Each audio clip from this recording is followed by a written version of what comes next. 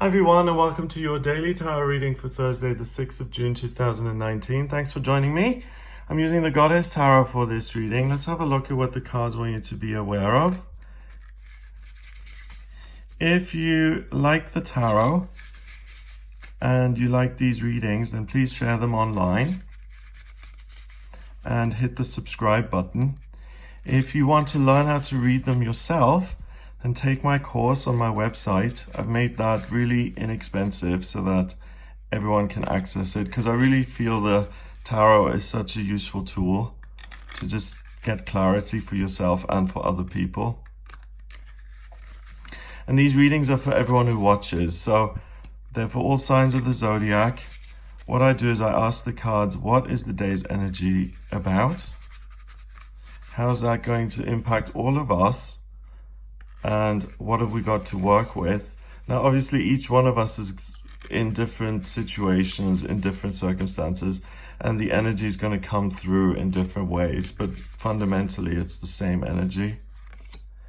So we've got the Three of Swords here. We've got the Fates. We have the Magician. And we have the Knight of Wands. The Fates are from mythology. They are wise older women, and you can see them hold this string. And the string is someone's destiny. It's their life. So if the Fates decide that someone like Odysseus has to go on a 20-year journey before he gets home, they put a loop in the string and they create that as part of his journey, his destiny. If they want to tie him to someone, they put a knot in this string with another string so that her life or his life intersects with someone else's and that their destiny is intertwined and linked. They also have these swords here because at some point they cut the cord and they say, your time has now run out and it's over, and that was your life and you're done. Now, the thought behind this is that you have absolutely no self-control. Everything is fated, everything is destined, and everything is out of your hands. Now, in Eastern religions, still to this day, that's a very popular thought, that everything is kind of destined, everything is already written in stone, and all you can do is walk the path. In the West, we believe that we can manifest our destiny, we can create our lives the way we want them to be. Certain things, yes, are destined and we have to work with, but it's up to us what we do with that.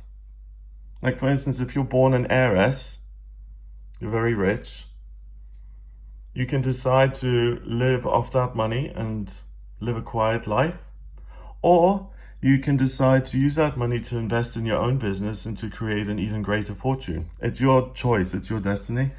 What I'm being told intuitively and what strikes me is that each one of these women are older, and I'm being told that each one is a hermit, and they have become the Fates because they have looked at themselves, they've looked inwards, and they've realized who they are. They've seen their own flaws.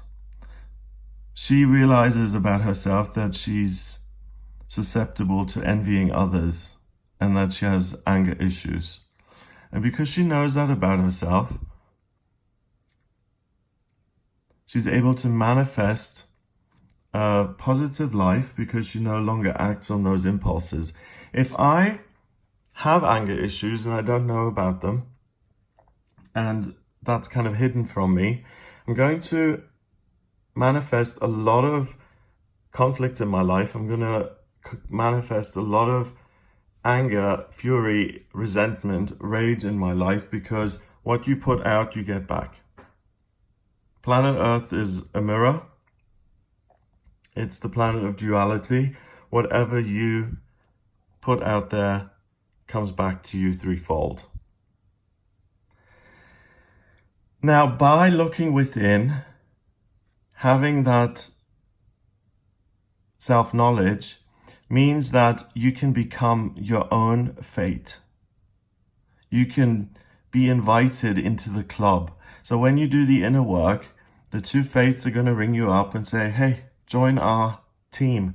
We're going to run other people's lives for them in a symbolic way, of course, because you're no longer beholden to outside forces, because you know yourself, and through self-knowledge, you're able to create whatever journey you want to create. So this is interesting because the Three of Swords usually represents heartbreak, loss, and betrayal. And in this case, it represents self-knowledge, wisdom, and manifesting your own destiny and your own fate and being incredibly empowered. Also, meeting people who are like-minded. When you understand yourself, then you really make true friendships. You meet people who are like yourself. When you've done that, you become the magician. You become the center of your own universe. You create life the way you want it to be. And she wants to create wealth and food and crops for the people of her city. She's Demeter. She's the goddess of the earth. And her will is to make the fields and the soil rich and abundant so that everyone has enough. And she's got her sickle there to cut the wheat and to return that to the mill so that it can be worked into bread and beer and combined with hops and all sorts of things. If you desire to be on stage, if you desire to be a public figure, or you desire to be a father, or you desire to win the Nobel Prize in Science through a new discovery, then that is your will. And only you are going to discover what your will is by doing the inner work, taking charge of your own destiny, grabbing hold of your destiny, and not approaching life with the thought of, oh, I don't know what I'm doing. I'll just see what comes my way and I'll just kind of go along with whatever happens. Because this is important. If you don't plan your life, and if you decide, I'm just going to go with it, then life creates things for you. And because it's an unexamined life, you manifest negative things and life takes over. If you look at yourself and you start to manifest the things you want, so you replace the envy and the anger because you recognize it, and you replace it with love and generosity. And because you've done that, you create love and generosity in your life. It comes back because you've taken charge of your personality and you've changed as a human being. That is possible. People can change. People can look within and say, I don't like this about myself. I'm not going to act on those impulses anymore. I'm going to do it differently. And that is self-knowledge. And once you know yourself, your string isn't going to get into the hands of others. You get your own string and you decide when it ends. Of course, some things are beyond us and our lives do come to an end, but you can certainly decide what route it's going to take before you finish. And without that self-knowledge, you can't be the magician because you don't know what you want to create. A magician is someone who is a sorcerer, someone who makes magic happen. And how can you make magic happen if you don't even know what you're doing? And if you're just constantly reacting to things in your life? You have to be number one in your life if you want to have an impression. And if you want to make a dent in the universe, as Steve Jobs used to say, then you've got to have a plan. The Knight of Wands is someone who is trying to figure out their life passion. And she's just galloping by this castle because she always thought, I wanted this castle on the hill. But now that she's been given it, she realizes she doesn't want it. And she's got back on her horse and she's flying off to her real passion, which she's now discovered because she's taken inventory and stock of her life. So this is the younger version of one of the fates, and she is going around deciding what she wants in life through a process of elimination. So I'm going to try the love thing, I'm going to try the work thing, I'm going to try the acting thing. That doesn't work so well because before you know it, you're 55.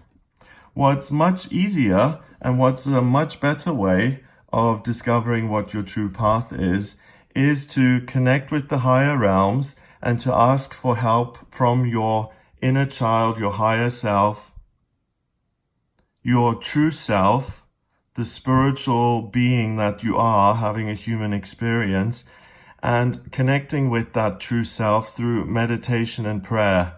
And you can shave decades off your search, not by going through this process of elimination and saying, oh, I thought I wanted to be married and I really don't. Whoopsie.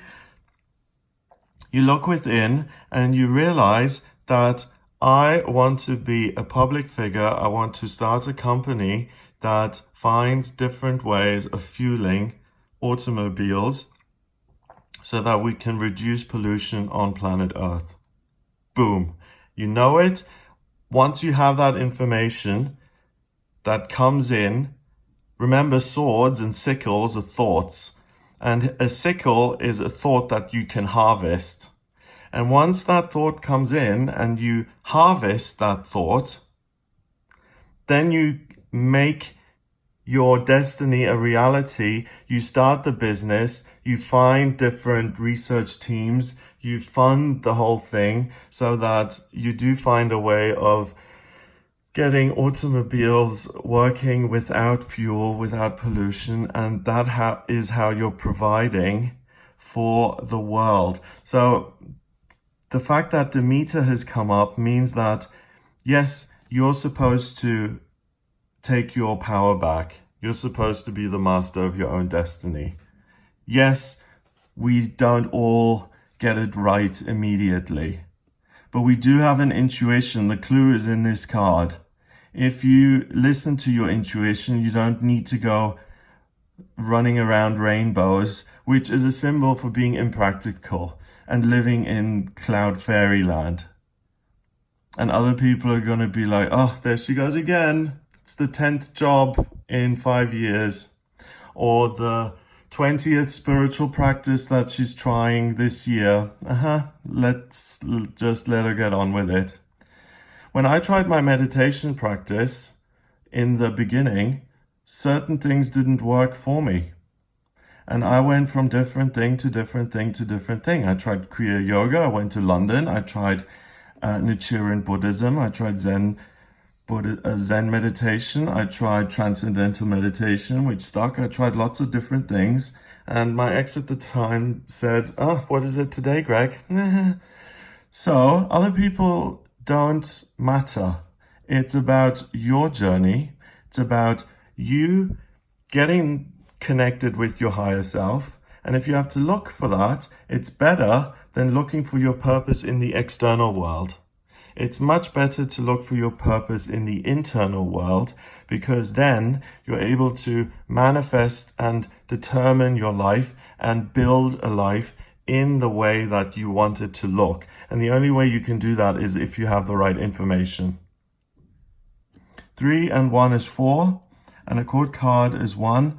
So 1 and 4 is 5. 5 is freedom.